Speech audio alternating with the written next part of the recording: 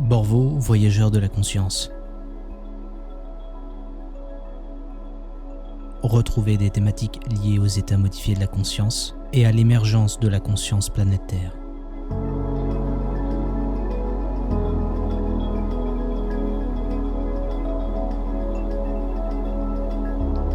Bonjour mes chères voyageuses et bonjour les voyageurs. On se retrouve là pour un podcast, ce qui est nouveau et pas nouveau. J'ai commencé par les articles, il y a 2 ans je crois, des petits articles sur un blog, puis ensuite par des podcasts audio sur Anchor. Et là je me suis dit que je vais en reprendre, d'autant plus que certains sujets sont mieux traités dans un podcast, surtout quand il s'agit d'exercices, de débriefing, d'explications par rapport à ça. Une vidéo serait peut-être moins pertinente, et ce serait pour montrer quoi au final ? Je ne sais pas. Dans tous les cas, on se retrouve pour cette petite émission pour débriefer sur développer ses facultés psy, avec un Y chez moi ou un I, on ne sait jamais, on ne sait pas. Mais bon, j'aime bien psy parce que c'est psychique. J'ai dit beaucoup de l'anglais. En général, ne serait-ce que Ingo Swann ou Dean Radin que je lis en anglais. Donc, c'est resté en moins ainsi. Mais en tout cas, merci pour avoir participé à ce premier exercice que contient cette boîte, qui n'est que le premier d'une longue série, j'espère. Aujourd'hui même, c'est-à-dire là où j'enregistre, je vais mettre un second objet et je vais vous expliquer un petit peu comment ça va se passer maintenant, parce que je vais tenir compte de certaines choses pour éviter certains biais. Donc déjà pour commencer, vite fait, pour en donner une définition, la clairvoyance c'est une faculté qui permettrait à un individu d'avoir des perceptions considérées comme anormales, mais des perceptions de choses, d'événements, d'objets, de personnes qui se situeraient en fait, qui se localiseraient géographiquement ailleurs, par exemple, de l'autre côté de la planète, chez le voisin, ou alors dans une boîte mystérieuse. Cela étant dit, cette perception, elle est à l'instant T. Ça veut dire qu'on ne cherche pas à regarder le passé, on ne cherche pas à regarder le futur. Si c'était le futur qu'on voulait savoir, ça s'appellerait de la précognition. Et si c'était le passé, on appellerait ça traditionnellement de la psychométrie normalement. La psychométrie, c'est vraiment la faculté où vous prenez un objet dans les mains et vous avez son histoire. C'est par exemple un bijou, vous allez savoir à qui il a appartenu, dans quelles circonstances il a été porté, l'ambiance des lieux qu'il a parcourus et l'état psychique de la personne, de l'usager au final. Donc tout ça, c'est comme si un objet était capable d'emmagasiner de l'information, de la mémoire, comme s'il y avait une sorte de substance, un miasme qui pouvait l'emmagasiner. Donc on peut théoriser, prudemment bien sûr, que c'est de la matière epsilon, de la matière éthérique. En tout cas, c'est une des caractéristiques qu'on peut lui attribuer, au vu de nos expériences, en tout cas de sortie hors du corps, et peut-être d'autres états modifiés de la conscience, et c'est peut-être là un mécanisme. Voilà, c'est toujours un peu la même chose. Dès qu'on comprend un petit peu les principaux axes qui font qu'une chose fonctionne, c'est un peu à ça que ça sert la théorisation, à partir des expériences, mais en tout cas en prenant le paradigme panpsychique bien sûr, parce que si on restait sur un paradigme de type réductionniste, je vous dirais pas la même chose, ça c'est clair. Dans tous les cas, avec la clairvoyance, ce qui vous est demandé, en tout cas avec les exercices, c'est comme faire un petit peu du remote viewing, c'est-à-dire essayer de capter des informations grâce à vos perceptions extrasensorielles ou invisibles, par un mécanisme qu'on connaît pas finalement, et d'essayer d'être au plus juste. Et le truc, c'est que ça a quand même été étudié pendant longtemps, de façon sérieuse, surtout aux États-Unis, parce qu'ils sont forcément plus pragmatiques que nous. S'il y a de l'argent à se faire quelque part, ils vont le faire.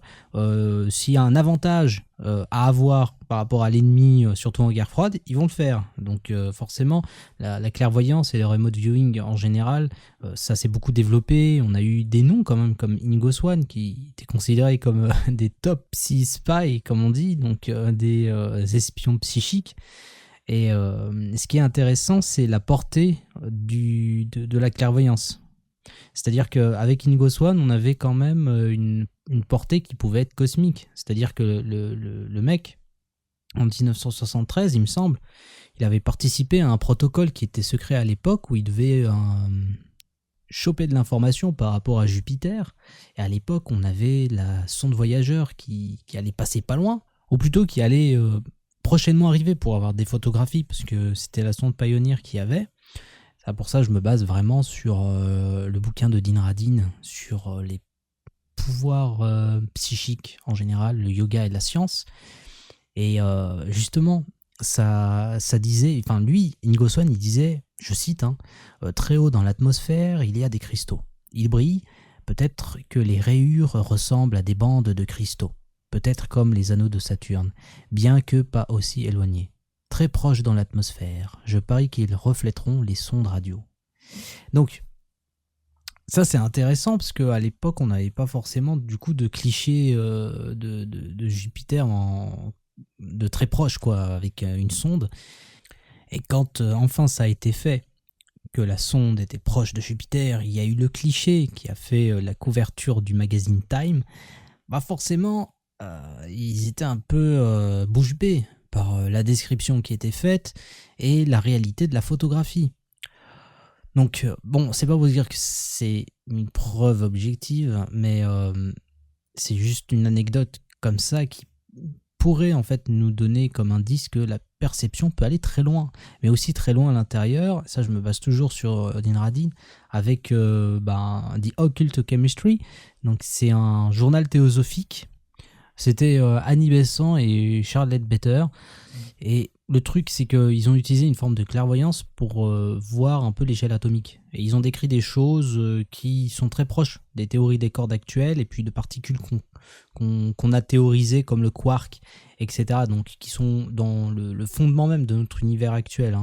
Donc ça aussi, ça pose des questions, même si c'est vieux, c'est peut-être une réinterprétation. En plus, c'est une réinterprétation qui a été faite par le physicien Stephen Phillips, qui a publié après son commentaire en 95 par rapport à ça. Mais on ne peut être que prudent, vous voyez, parce que durant l'Antiquité, on aurait pu très bien prendre quelques traités d'un savant qui avait l'intuition de quelque chose. Ça ne veut pas dire que son intuition était mauvaise ou quoi, mais qui avait l'intuition de la réalité, qui a élaboré un modèle, et puis après, je sais pas, 1000 ans plus tard, on va dire « Ah tiens, c'est les atomes ».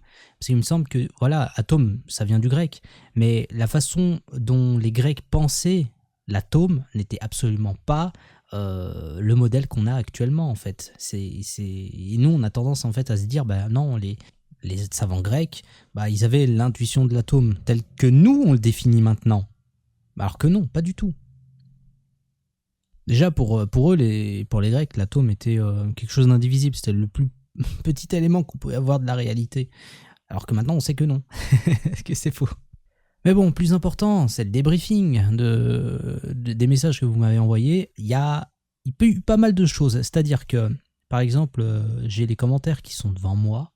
Alors, je me permets. Il y a, par exemple, Esteban. Esteban qui a publié un commentaire il y a un jour qui dit avoir vu un voilier, un torrent, après, en lecture plus attentive, un cochon, tirelire cochon, un ressort, puis ultimement, au cœur de la chose, un œuf. Donc là, il y a beaucoup de choses. Quand tu regardes, il y a un cochon, ça peut être la façon dont il a interprété la figure en fait qu'il y a au centre. Dont je rappelle, l'objet mystère était une sorte d'éponge, comme ça, avec une petite forme, autour d'une espèce de tête blanche de panda. Donc il a pu prendre le panda pour un cochon, et c'est ça qui est intéressant, c'est que une forme, il a réinterprété la forme, il n'a pas cherché en fait à juste par exemple dessiner ou à juste dire voilà je vois une forme, peut-être une bête, une créature, voilà c'est mignon, c'est rond, parce que voilà un cochon avec voilà c'est rond, c'est mignon et c'est rose surtout. Et là il y a eu de l'interprétation, on voit que le mental il a essayé de combler un vide, et ça c'est pas bien en fait. Là ce qu'il a eu c'est pour moi c'est intéressant, mais il faut pas laisser le mental commencer à combler les vides, à combler les trous, en fait. C'est vraiment, quand je vous demande sur un papier d'écrire ce qui vous passe par la tête, là, vous réfléchissez pas, en fait. Vous réfléchissez absolument pas. Et c'est intéressant parce qu'il dit ultimement au cœur de la chose un œuf. C'est vrai que ça peut représenter un œuf, en fait. Du moins, on peut le percevoir ainsi quand on a une vision qui est encore un peu floue. Donc c'est intéressant. Kevin, il y a 3 jours, un crâne, une boule de billard. une banane. Donc la banane, là le mental il commence à prendre, voilà, on sait pas d'où ça vient. Le crâne, le boule de billard, c'est intéressant. Pareil, il y a une figure d'un animal, ça peut être pris pour un crâne en quelque sorte, une boule de billard, parce que en fait quand vous regardez l'éponge, l'image, c'est une espèce d'éponge orange et au milieu il y a voilà, il y a une figure blanche comme ça, mais si vous mettez du flou, ça ferait une espèce de sphère d'une couleur avec au milieu, vous savez, cette espèce d'étiquette avec un chiffre qu'on peut avoir en fait dans les boules de billard tout simplement. Après, il y a d'autres choses. Il y a par exemple le fait de voir une sphère, parce qu'au final, c'était un objet qui était plutôt rond au final en quelque sorte. La matière, comme une mousse, peluche aussi, ça renvoie au panda, le panda qui peut être une peluche, un ourson. Du coup, on peut avoir ces interférences qui sont dues à notre mental essentiellement. Donc, là, ce que je pourrais conseiller vraiment à tout le monde, c'est de continuer les exercices et de porter une attention particulière à comment faire pour relaxer le mental. C'est surtout ça qu'on veut. On veut être dans un état où on ne réfléchit pas, où on laisse les informations, les perceptions venir à nous. On ne demande que ça. Et du coup, c'est hyper intéressant parce que si ça commence à se verbaliser, alors méfiez-vous. Parce qu'on se demande toujours, enfin moi personnellement, je me demande toujours si je perçois d'abord en image ou alors directement en verbal. Et moi, je pense qu'il y a une prééminence pour la vision, pour l'image. Dans la plupart des cas. Donc, si vous voyez une image, dessinez-la vraiment. C'est-à-dire, ne cherchez pas forcément à mettre tout de suite une interprétation sur la forme que vous voyez. Ou alors, si vous voulez vraiment écrire, par exemple, voilà, il y a un œuf, par exemple, c'était très bien, un crâne, ça peut être très bien, ok. Ça, oui, mais dire tout de suite, bon, c'est un cheval alors que c'est une tête de panda, ça peut ne pas fonctionner. C'est qu'il y a déjà eu en fait une rumination mentale. Donc, concentrez-vous d'abord peut-être sur quelque chose d'assez primaire comme la vision et donc le dessin. Je pense que vous aurez des résultats qui sont... Déjà, les résultats qui sont là sont intéressants au final. Donc, voilà. Mais aussi, je voulais vous dire de ne pas vous comparer les uns avec les autres, de ne pas vous décourager. Moi, si j'étais à votre place, vous savez, je vais pas sortir, je ne suis pas un psychique qui va vous sortir votre plat de la veille à 100% ou quoi. Hein. Ça demande juste de s'exercer. Et même quand on s'exerce et qu'on a quelques résultats, on peut très bien se fourvoyer ou on peut très bien se tromper lors d'une séance. Et ben ça fait quoi ? Ça fait rien du tout. Ça fait rien du tout. On est là pour s'amuser aussi. On est là pour s'exercer, pour voir ce qui est possible, pour tout simplement essayer d'accroître nos perceptions. Donc ne mettez pas de l'enjeu dedans. Mais alors, absolument pas. Vous vous en fichez si vous réussissez ou pas, d'accord ? Juste, faites l'exercice, mais essayez de trouver ça amusant. Moi, j'aimais bien le fait qu'il y ait des commentaires, même si vous lisez les commentaires des autres, etc. Le fait qu'il peut avoir un biais, c'est pas si important que ça au final, parce que c'est pas grave, quoi. C'est pas grave. Mais n'empêche que pour le prochain, justement, je vais vous décrire un petit peu comment ça va se passer. Pour le prochain, les gens qui ont envie d'écrire en commentaire, ce sera pas forcément possible, ou alors ce sera dans l'onglet communauté, parce que c'est là que je vais mettre la nouvelle photo. Et je vais changer de lieu, parce que là c'était dans le bureau, et au bureau il y a plein d'objets, et j'ai remarqué des choses. J'ai remarqué que vous voyez des objets que j'ai et qui sont à côté. Voilà. La boule, par exemple, une boule de peluche comme ça, rouge ou autre, en fait, par exemple, ça c'est un jouet. C'est le jouet de mon chat. Et il est à côté. Et j'avais pensé à le mettre, en fait. Une petite balle. Bref, ce genre de choses. Ou une personne qui avait vu une clé. Vraiment une clé comme ça. Là, il a perçu de façon très globale, en fait, une situation précise. Où j'avais un problème avec une clé. Et ça correspond au niveau du temps. Donc vraiment, il a sondé plutôt ce qui se passait chez moi au lieu de sonder ce qu'il y avait dans la boîte. Il s'est connecté véritablement à mon appartement plus qu'autre chose. Donc, ce que je vais faire, c'est que je vais mettre la boîte tout simplement dans mon garage. Parce qu'il y a moins d'objets. il y a moins de bordel, quoi. Et surtout, ce sera un peu plus tranquille voilà. Il n'y aura pas de problème de vie privée ou quoi. Et ce sera un peu plus dégagé. Concernant le mode de réponse, vous aurez l'onglet communauté, mais il y aura aussi un lien où vous allez pouvoir remplir un espèce de formulaire Google Form où vous aurez la vidéo avec l'exercice guidé, parce que de toute façon, ce sera la même boîte. Donc l'exercice guidé, vous pourrez le faire. Voilà, il y a déjà tout. Il y a la relaxation, il y a la perception. Et il y a aussi la perception qu'on fait avant, en fait, l'espèce d'audit psychique qui nous permet de savoir justement si on peut se faire parasiter ou pas pendant, après ou avant, qui est important.